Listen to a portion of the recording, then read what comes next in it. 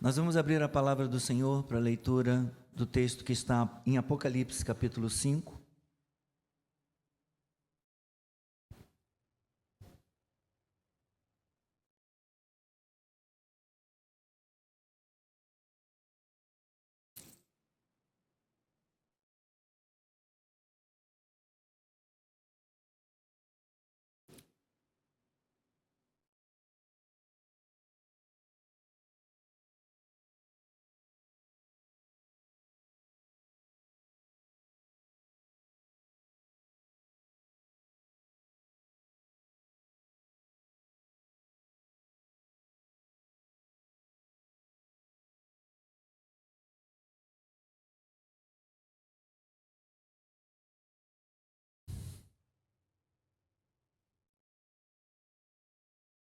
Prontos? O livro e o cordeiro. Vi na mão direita daquele que estava sentado no trono um livro em forma de rolo, escrito por dentro e por fora, e selado com 7 selos. Vi também um anjo forte que proclamava com voz forte: quem é digno de quebrar os selos e abrir o livro? Ora, nem no céu, nem sobre a terra, nem debaixo da terra, ninguém podia abrir o livro, nem mesmo olhar para ele. E eu chorava muito, porque ninguém foi achado digno de abrir o livro, nem mesmo de olhar para ele. Então um dos anciãos me disse: não chore. Eis que o leão da tribo de Judá, raiz de Davi, venceu para quebrar os 7 selos e abrir o livro. Então vi, no meio do trono e dos 4 seres viventes, e entre os anciãos, em pé, um cordeiro que parecia que tinha sido morto. Ele tinha 7 chifres, bem como 7 olhos, que são os 7 Espíritos de Deus, enviados por toda a terra. O cordeiro foi e pegou o livro da mão direita daquele que estava sentado no trono. E quando ele pegou o livro, os 4 seres viventes e os 24 anciãos se prostraram diante do cordeiro, tendo cada um deles uma harpa e taças de ouro cheias de incenso, que são as orações dos santos. E cantavam um cântico novo, dizendo: digno és de pegar o livro e de quebrar os selos, porque foste morto e com o teu sangue compraste para Deus os que procedem de toda tribo, língua, povo e nação. E para o nosso Deus os constituíste reino e sacerdotes, e eles reinarão. Vi e ouvi uma voz de muitos anjos ao redor do trono, dos seres viventes e dos anciãos, cujo número era de milhões, milhares de milhares, proclamando com voz forte: digno é o cordeiro que foi morto de receber o poder, a riqueza, a sabedoria, a força, a honra, a glória e o louvor. Então ouvi que toda criatura que há no céu e sobre a terra, debaixo da terra e sobre o mar, e tudo que neles há, estava dizendo: àquele que está sentado no trono e ao Cordeiro sejam o louvor, a honra, a glória e o domínio para todos sempre. E os 4 seres viventes respondiam: amém. Também os anciãos se prostraram e adoraram. Aleluia. Obrigado, Senhor. Obrigado. Esta é a tua palavra. Obrigado, Senhor, por aquilo que concerne a nós, pelo que concerne à tua igreja, a igreja universal, formada pelos crentes do mundo todo, todos os cantos da terra, de todas as épocas, pela igreja local, espalhada por este mundo, como a nossa. Obrigado, Senhor. Que essa palavra, ó Deus, traga vida para nós, que essa palavra impacte a nossa fé. a nossa visão, ó Deus, do Evangelho, a nossa cosmovisão, nossa visão do mundo com base em Cristo. Em nome de Jesus. Amém. Podem sentar.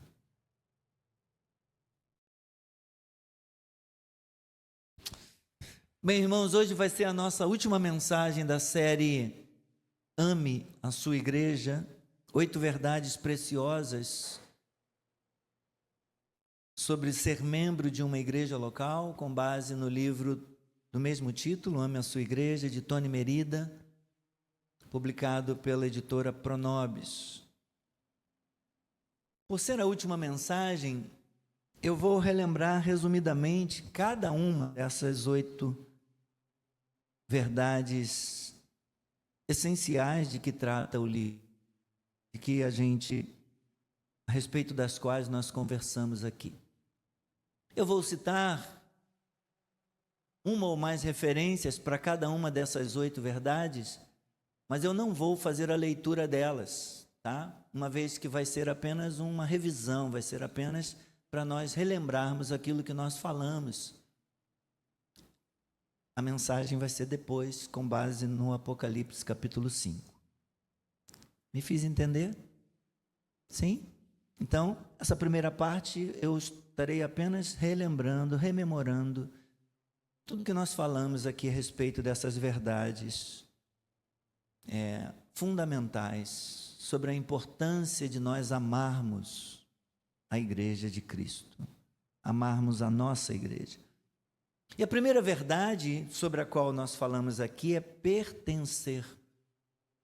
Paulo usa uma metáfora, e ele cita uma metáfora em Efésios capítulo 2, do versículo 18 até o 22, onde ele compara a igreja de Cristo a um prédio, ele compara a igreja de Cristo a um edifício, no qual Cristo é o fundamento e nós, os membros da igreja de Cristo, nós somos pedras, como pedras ligadas umas às outras, nessa construção, neste edifício. Para dizer, meus irmãos, que em Cristo cada um de nós somos edificados para sermos morada de Deus, exatamente essa palavra usada em Efésios pelo apóstolo Paulo. Nós somos edificados para sermos morada de Deus no Espírito. Isso conecta a identidade da Igreja de Cristo e dá um sentido de pertencimento. Nós não estamos aqui neste mundo soltos, absortos, cada um fazendo o que dá na telha, cada um por sua própria conta. Nós pertencemos a Cristo. Nós estamos unidos, necessariamente estamos unidos a Ele. Fazemos parte deste edifício, desta construção. Pertencemos a Cristo e pertencemos uns aos outros. Porque estamos unidos, cada um de nós, cada uma, unidos uns aos outros, neste edifício que é a Igreja de Cristo. A segunda verdade é acolher, falamos desta verdade importante também, no sentido a respeito de amarmos a igreja, acolher. Escrevendo sua carta aos cristãos da dispersão, Tiago, no capítulo 2, do versículo 1 ao 13, ele condena o favoritismo. Ele diz que a gente não deve tratar algumas pessoas de um jeito e outras de outro, que não deve haver favoritismo.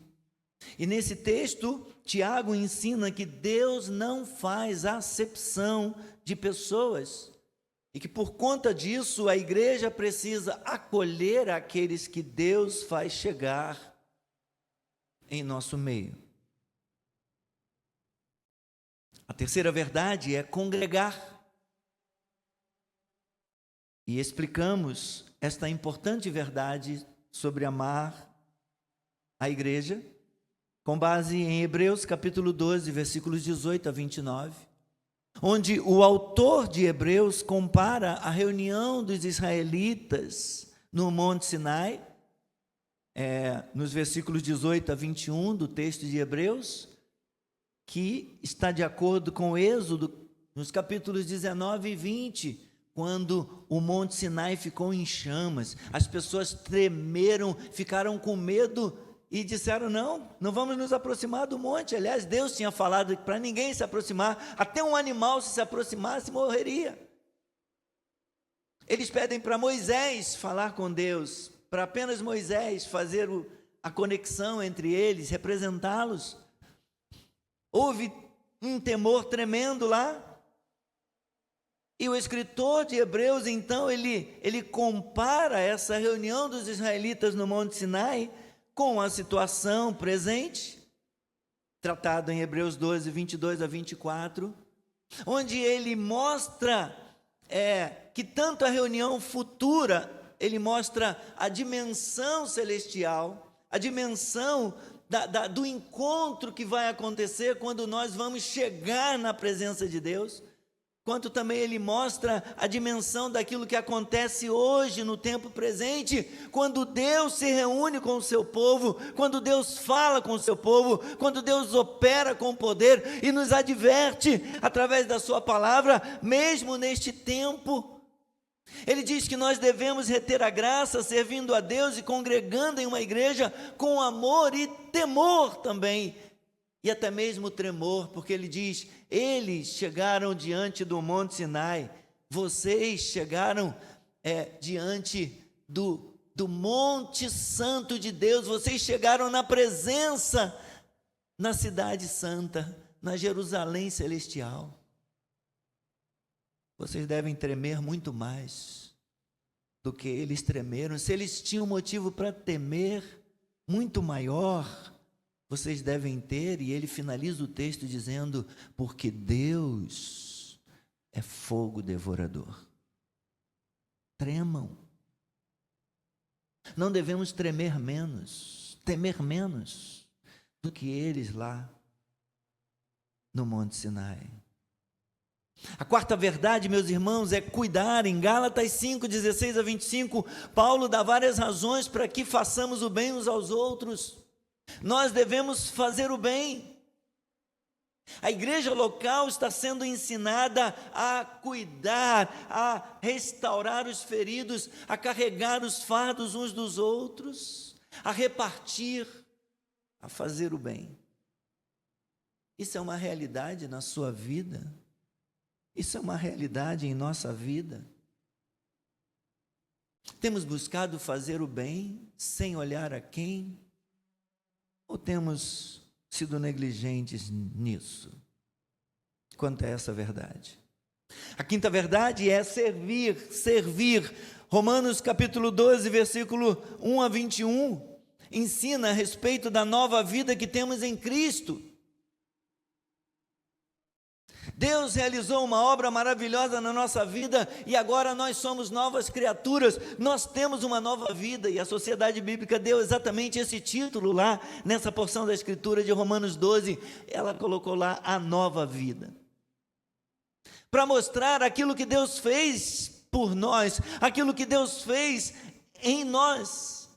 E depois de nos ensinar sobre a nova vida que temos em Cristo, a palavra nos exorta a que apresentemos essa nossa vida toda como um sacrifício vivo, santo e agradável a Deus. Apresenteis os vossos corpos por sacrifício vivo, santo e agradável a Deus. A vossa mente, as vossas emoções, fala do todo da pessoa humana, do todo da vida humana. Nós temos que apresentar esse todo como um sacrifício vivo, santo e agradável a Deus.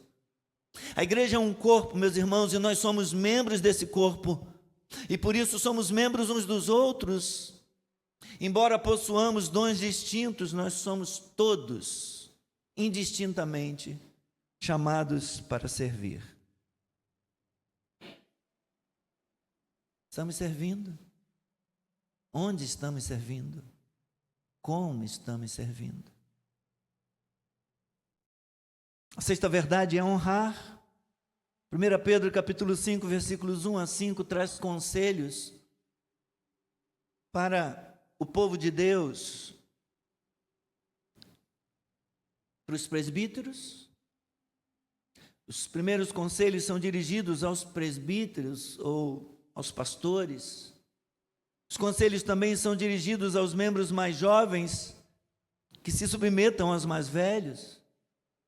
Mas o texto inclui todos,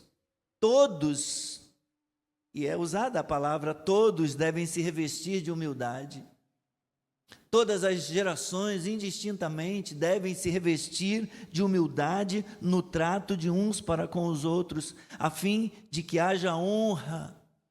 Nós devemos nos respeitar, nós devemos nos honrar mutuamente, cada geração valorizando, cada geração respeitando e honrando a outra geração.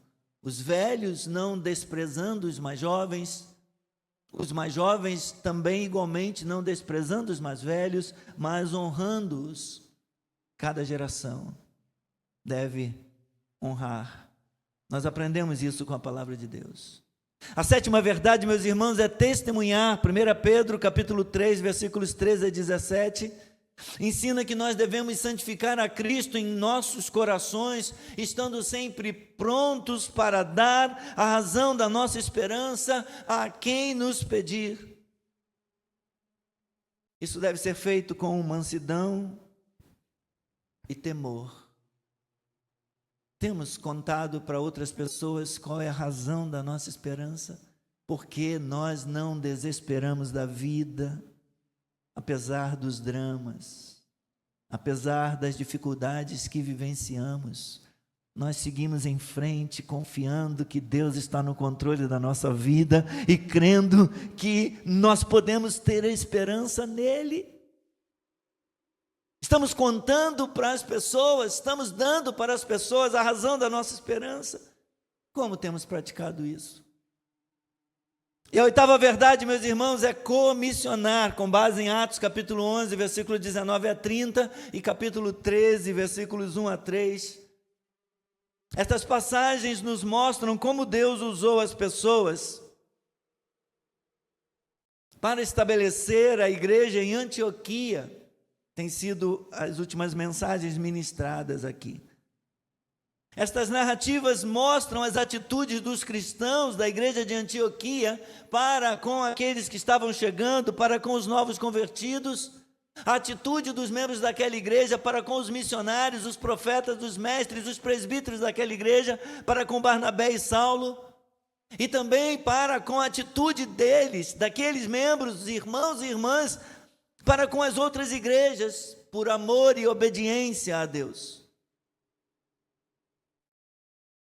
Eles se tornaram missionários, eles apoiaram aquela igreja como sendo a igreja missional, a igreja através da qual o evangelho iria ser pregado às nações, iria alcançar o mundo. Eles contribuíram com orações, eles contribuíram financeiramente, eles contribuindo, dando todo o apoio, todo o suporte para Barnabé e Saulo e para os demais apóstolos. Como você tem contribuído para melhorar a imagem que os de fora têm da sua igreja? Para que o evangelho alcance essas pessoas. À luz dessas lembranças, meus irmãos, você considera que precisa melhorar em alguma dessas áreas?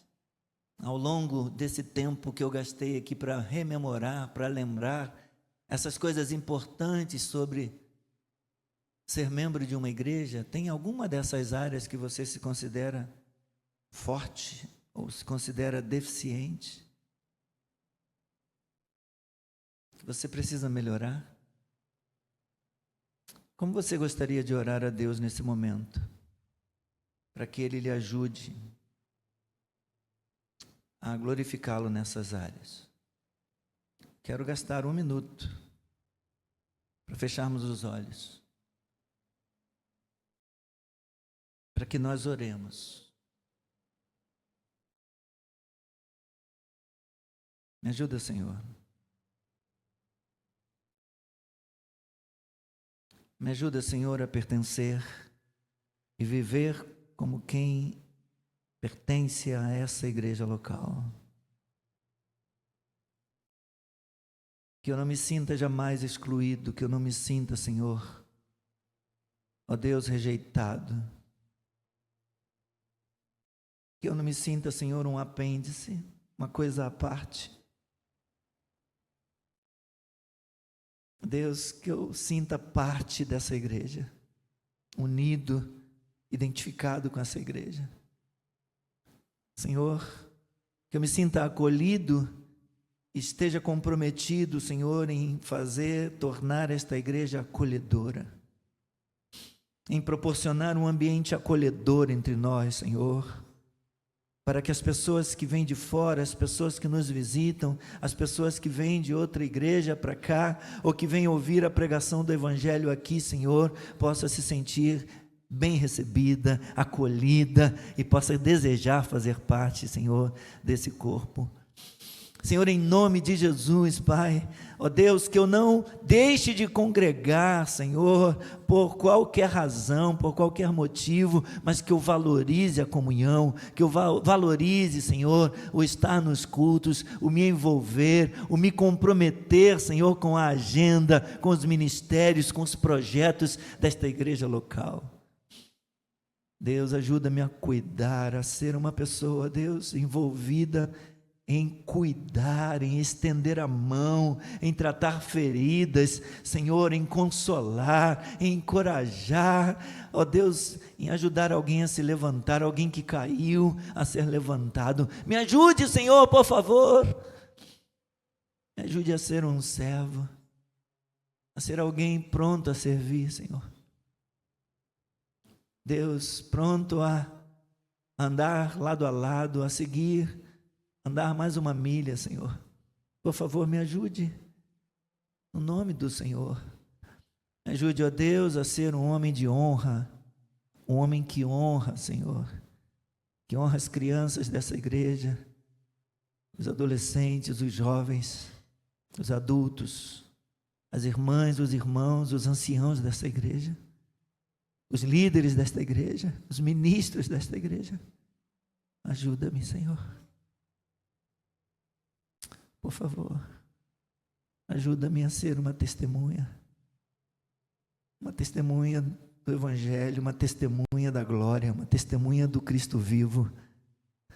Deus, tanto, Senhor, no púlpito, quanto na minha vida pessoal, que não haja um abismo entre a minha vida particular e o púlpito.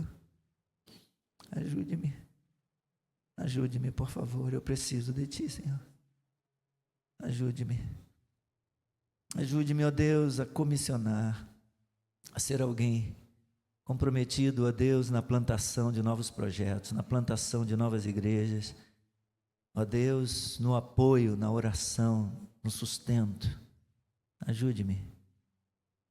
Usa-me para a Tua glória. E usa, Senhor, os meus irmãos juntamente comigo. Em nome de Jesus. Amém.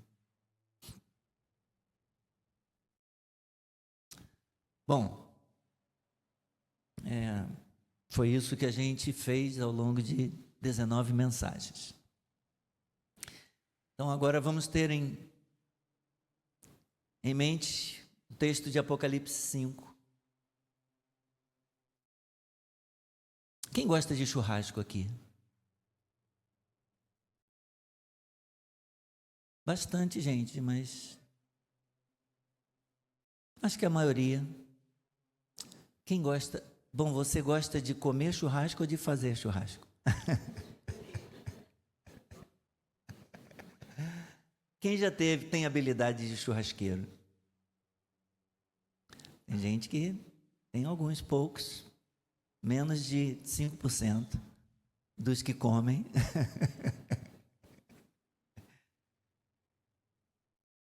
Tem pessoas que gostam de ser o churrasqueiro da família, e na minha casa eu sou o churrasqueiro, ou do grupo de amigos, sempre que reúne os amigos, gosta, né, se apresenta para ser o responsável de assar a carne. Mas, sendo churrasqueiros ou não, certamente nós conhecemos alguém que é. Alguém que gosta, né, de ficar ali no calor e tal.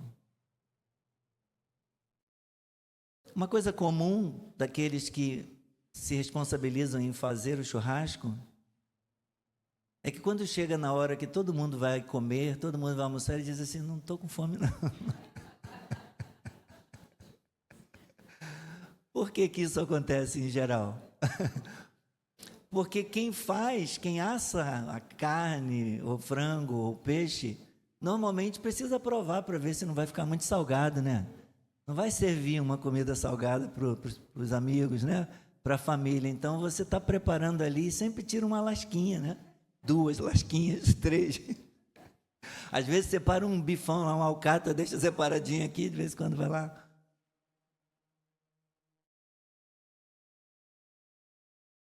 E quem nunca, o churrasqueiro que nunca beliscou, aí atira a primeira pedra.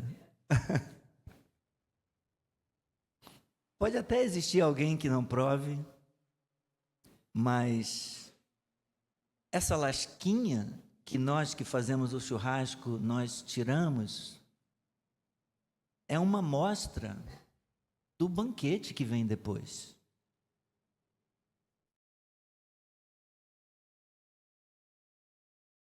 E o mesmo acontece na igreja local.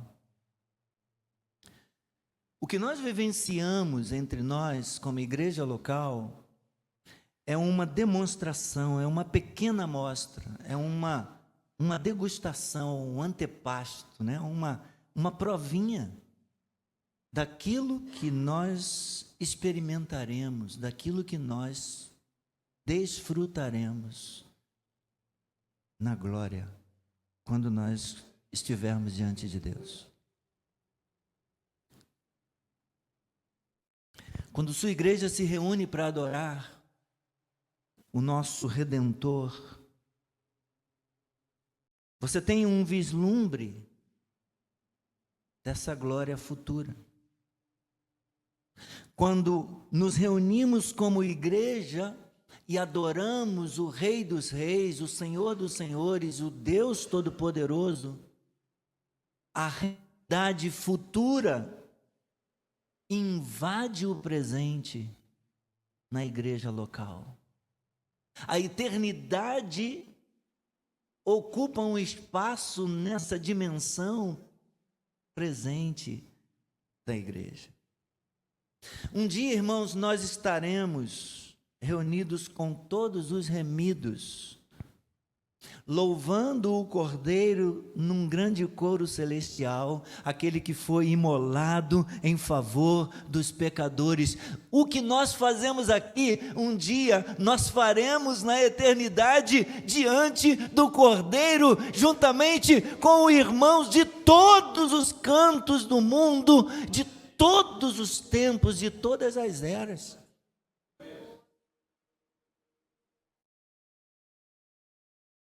Deixe-me falar rapidamente sobre a igreja local e as suas marcas. Volte as páginas um pouquinho, em Apocalipse até o capítulo 2.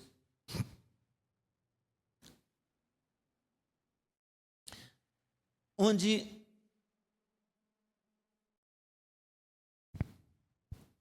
Apocalipse começa a falar para nós a respeito da igreja local. Só o versículo 1 nós vamos ler.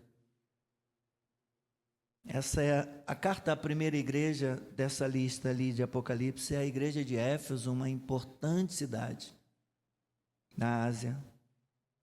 Ao anjo da igreja em Éfeso escreva: estas coisas diz aquele que conserva na mão direita as 7 estrelas e que anda no meio dos 7 candelabros de ouro. E aí no versículo 2 ele diz: conheço. Só até este ponto. Aquele que manda João escrever as cartas para as igrejas, é aquele que conhece cada uma e todas as igrejas. Ele conhece, e ele tem uma palavra para cada uma delas. Ele tem uma palavra onde ele revela um conhecimento particular, íntimo, de cada uma das igrejas que são dele.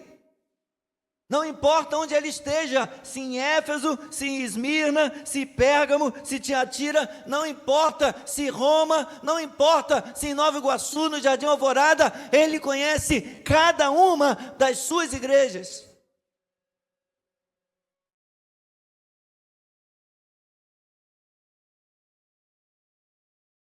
A igreja local, meus irmãos, é uma manifestação da única igreja universal e deverá incorporar a natureza dessa igreja única, dessa única igreja universal, como família regenerada do Pai, como corpo ministerial de Cristo e como a comunhão sustentada pelo Espírito Santo.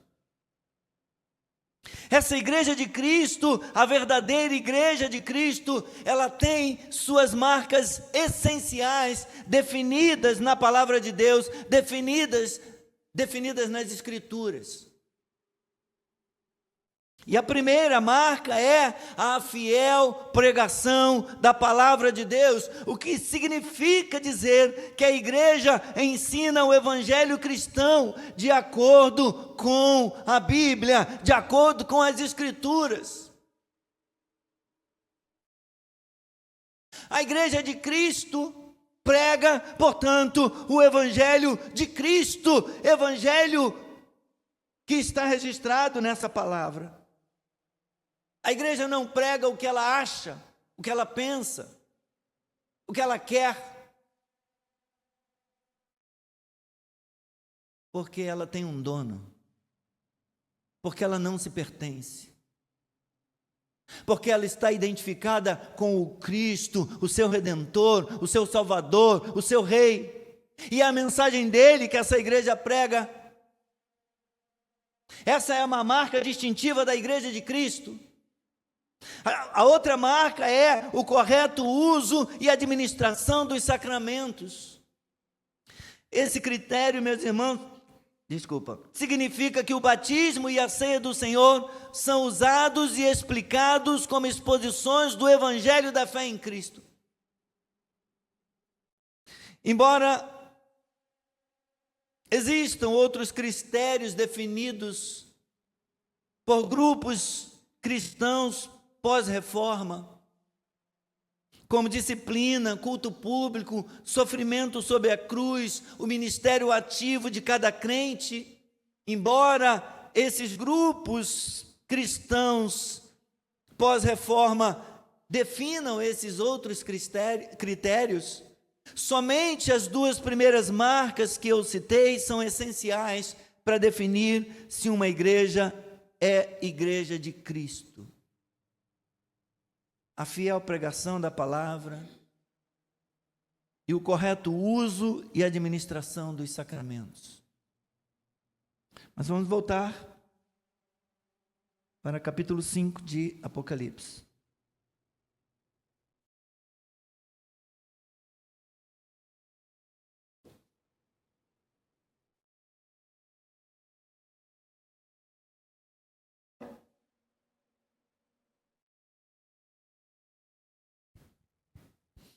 Irmãos, é fácil tornar nossa ida à igreja todo domingo como um hábito,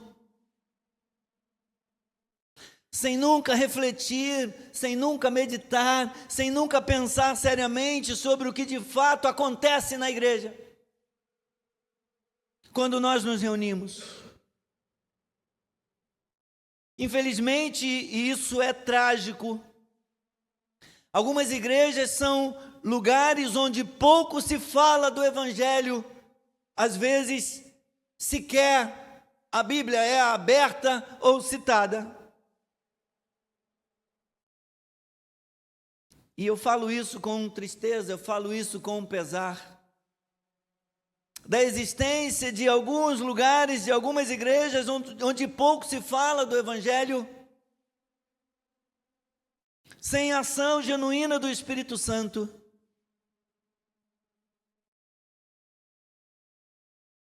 Mas nas igrejas onde há cristãos que pregam o Evangelho e demonstram as marcas da verdadeira igreja, há muito mais coisa acontecendo do que a maioria de nós percebe.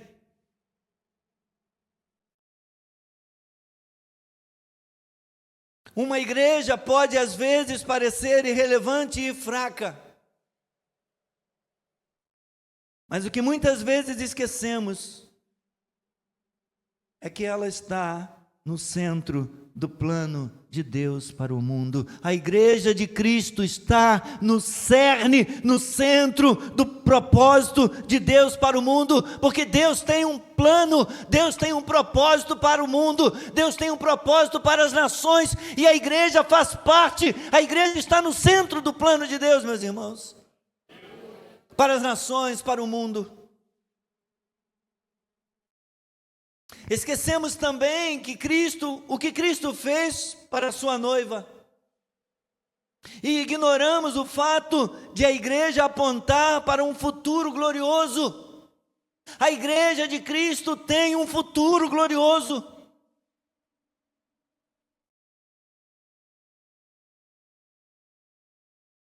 Como se não bastasse os de fora não admirarem, não apreciarem a maravilha que é a igreja.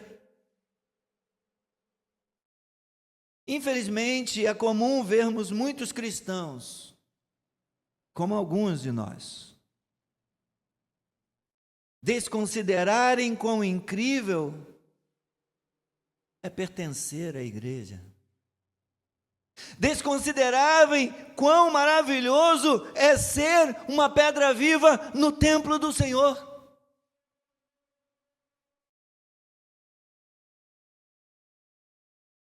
Vamos pensar aqui rapidamente sobre esse lugar. Estamos num edifício, estamos usando um prédio. Onde estão as pedras, meus irmãos? Nesse prédio. Aonde as pedras foram usadas na edificação desse prédio? Começou aonde? Na coluna, começou pela coluna, vai cair, não teve sapata? Na fundação, nas sapatas, nos alicerces, nas colunas, nas vigas. No piso, foi botado também pedra lá no piso. No prédio lá atrás, temos duas lajes, uma laje, estamos no segundo, né? Uma laje. Nas sapatas, nos alicerces, no piso, nas colunas, nas vigas, na laje. As pedras estão por aí. As pedras estão espalhadas por aí, em todo canto. Nós, segundo a Escritura, somos pedras vivas. A diferença é que essas pedras estão estáticas, mas elas estão sustentando o edifício, elas estão sustentando o prédio. Nós somos pedras vivas. E nós estamos por aí, igualmente, meus irmãos, espalhados por toda parte, dando sustentação, dando suporte, dando estabilidade, dando segurança, dando equilíbrio nos ministérios da igreja.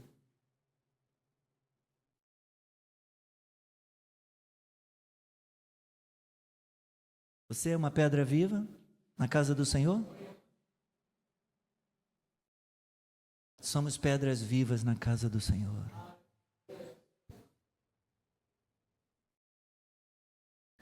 Mas deixe-me falar rapidamente da visão de João. João relata nos capítulos 4 e 5 de Apocalipse duas partes de uma única e magnífica visão da glória de Deus.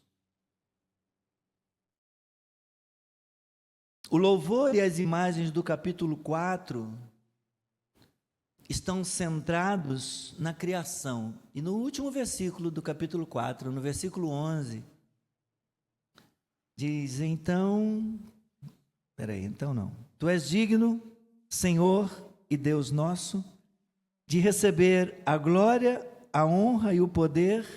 Por quê? Porque criaste todas as coisas. Ele é o Criador de todas as coisas. E por tua vontade, elas vieram a existir e foram criadas. Então, o louvor do Criador e as imagens aqui do capítulo 4, elas estão centradas na criação. Tu criaste, versículo 11, o que afirma a soberania de Deus sobre o universo. Deus é o Deus Todo-Poderoso, identificado lá no capítulo 1 e no versículo 8, que diz assim: eu sou o Alfa e o Ômega, diz o Senhor Deus, aquele que é, que era e que há de vir, o Todo-Poderoso. Deus é o único Todo-Poderoso, o único Criador e sustentador de tudo o que há. Volte para o capítulo 5. Um segundo ato dramático da visão de João é introduzido no capítulo 5 e no versículo 1. Vi na mão direita daquele que estava sentado no trono um livro em forma de rolo, escrito por dentro e por fora e selado com 7 selos. Até esse ponto só, me dá a sua atenção, volte seu olhar para mim, por favor. A ação agora transfere o foco da criação, no versículo 11 do capítulo 4, para a redenção e a restauração. Para aquilo que acontece, para aquilo que é realizado pelo Senhor. Os propósitos da redenção e do governo de Deus somente podem ser realizados através de um único ser, através daquele que é incomparavelmente digno, o Senhor Jesus Cristo, que está relacionado com o livro. Ele é o único capaz, ele é o único encontrado digno. Lembra do salmo que nós lemos? Qual foi o salmo? Salmo 24. O salmo que fala a respeito de quem pode entrar na presença de Deus. Quem habitará no monte do Senhor? Quem pode adentrar na presença do Santo? Não havia ninguém e não há ninguém. Só tem uma pessoa que pode preencher as qualificações ali descritas. Só o Rei, só o Senhor Jesus. E por isso ele veio. Por isso ele veio. Não havia ninguém na humanidade que pudesse ser capaz de oferecer um sacrifício perfeito para Deus, então ele vem. E ele vem e ele oferece a sua vida, e ele conquista um povo para si, e ele volta para a glória de Deus. E quando ele volta, então há uma aclamação: levantem, ó portas, as suas cabeças, levantem-se, ó portais eternos, para que entre o Rei da Glória. Quem é esse Rei da Glória? Alguém que veio para vencer e venceu, alguém que veio para conquistar e conquistou. Ele travou uma batalha, ele lutou por nós e ele nos comprou para Deus. E ele volta para a presença de Deus e é recebido em glória. Não havia ninguém, e João chora. Não havia ninguém digno de abrir o livro e desatar os selos da história da humanidade, da história do mundo. Só tinha um. E então é dito para João: não chore.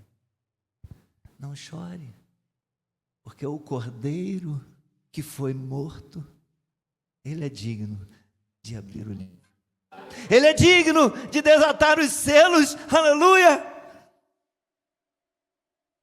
O leão da tribo de Judá, o leão feroz da tribo de Judá, aquele que lutou. E segunda-feira eu falava com os irmãos, a volta do Rei da Glória para o ambiente celestial, subentende que ele saiu para batalhar, ele saiu para guerrear e voltou vitorioso, trazendo o despojo. E ele volta levando agora volta levando um povo consigo. Ele volta abrindo acesso para os seus escolhidos. Glória a Deus.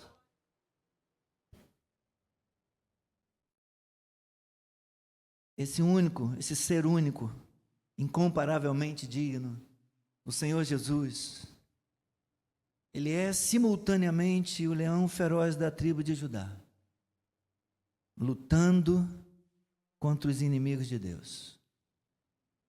Ele aparece aqui em Apocalipse, rapidamente, no capítulo 17, versículo 14, onde fala da grande prostituta, da besta, dos inimigos de Deus.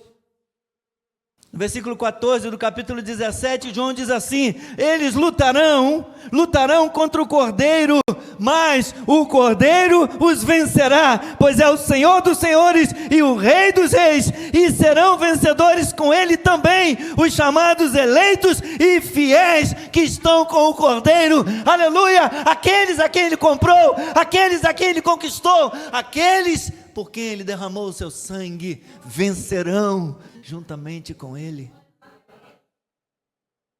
Aleluia! O único digno, incomparavelmente digno, de abrir o livro da redenção, de desatar-lhes os selos, é simultaneamente o leão feroz da tribo de Judá, mas também o manso cordeiro que foi morto. Aquele que comprou o seu povo com o seu sangue. Versículos 9 e 10 do capítulo 5 que nós lemos, nos fala a respeito disso. Os seres viventes, os 4 seres viventes, os 24 anciãos, prostrados diante do Cordeiro, cada um tendo uma harpa e taças de ouro cheias de incenso na mão, eles cantavam um cântico novo, dizendo: digno és de pegar o livro e de quebrar os selos, porque foste morto e com o teu sangue compraste para Deus os que procedem de toda tribo, língua, povo e nação, e para o nosso Deus os constituíste reino e sacerdotes, e eles reinarão sobre a terra. Aleluia! Somente Ele, somente Jesus Cristo é digno de receber honra, glória, louvor e adoração. Eu já estou caminhando para o fim, gente. Tenha paciência mais um pouquinho.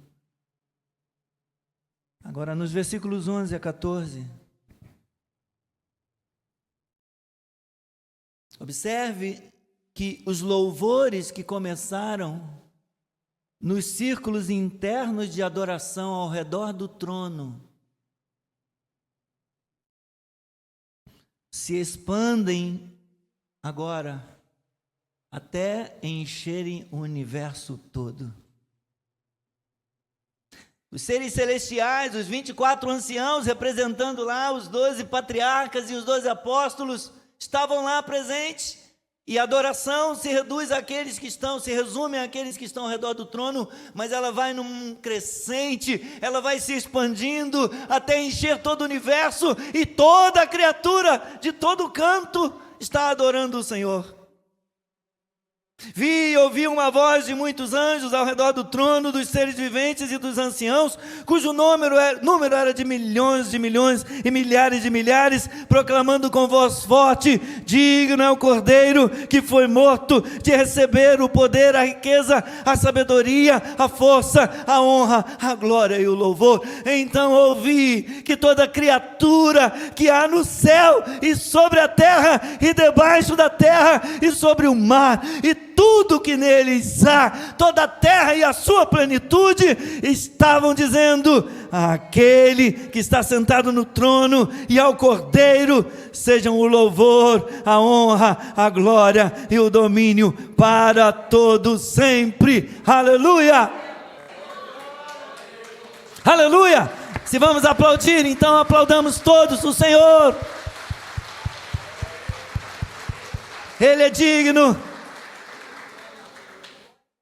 Irmãos queridos, irmãs queridas, nós fazemos parte de algo muito maior, nós fazemos parte de algo eterno.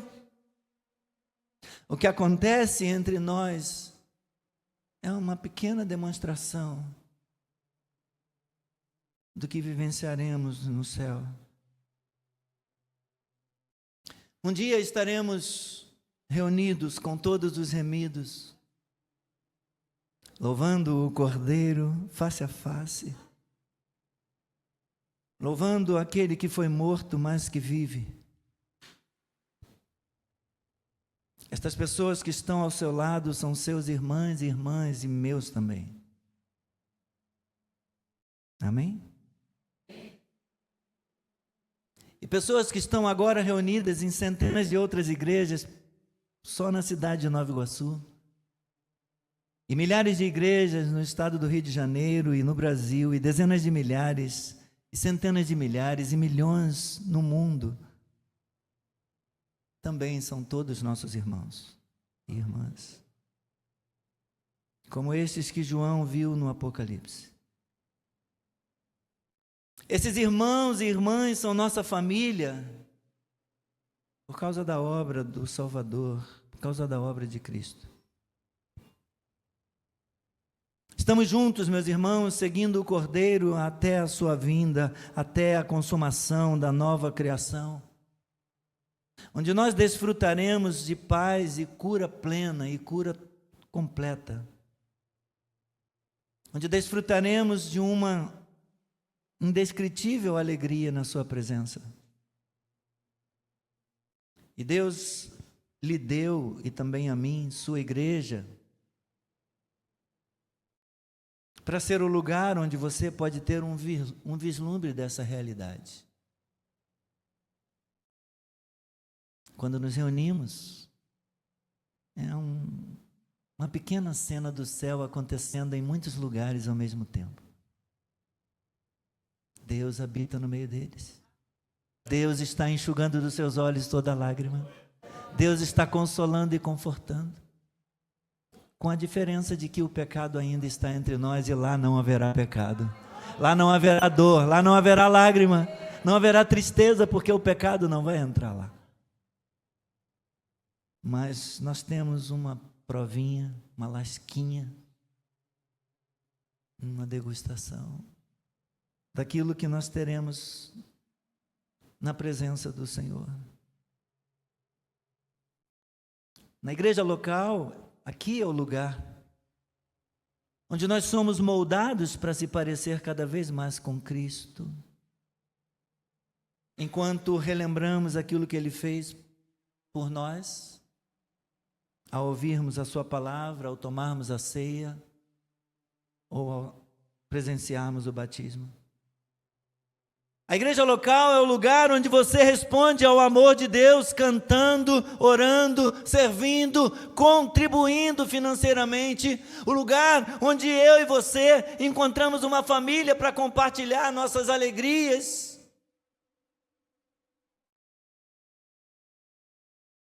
Onde nós encontramos pessoas para andar ao nosso lado pelos vales da vida, pelos vales de dor.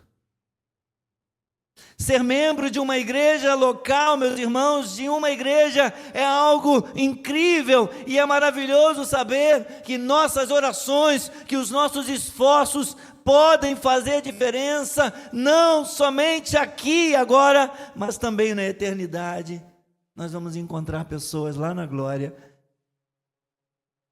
que estarão lá porque nós anunciamos para elas, que estarão lá porque nós pregamos para elas, nós as convidamos a receber Cristo, nós demos razão da nossa esperança para elas, e vamos encontrá-las na glória. Portanto, busque ser fiel a Cristo e a sua igreja hoje, nesse tempo presente, meus irmãos. Pertença, acolha, congregue, cuide, sirva, honre, testemunhe, comissione, envolva-se. O Senhor da igreja ama você. O Senhor da igreja ama a mim. Ele nos ama com amor eterno. Portanto, ame a sua igreja. Ame o Senhor. E ame a igreja por quem Ele morreu. Amém? Ajude-nos, Senhor. Ajuda-nos, Senhor. Nós precisamos de Ti. Ajuda-nos, ó Deus, a glorificar o Teu nome, a santificar o Teu nome, a Te glorificar. Ajuda-nos, Senhor, a edificar a Tua igreja, a sermos bênçãos nela, amando-a e ajudando-a a se preparar para a Tua vinda. Em nome de Jesus.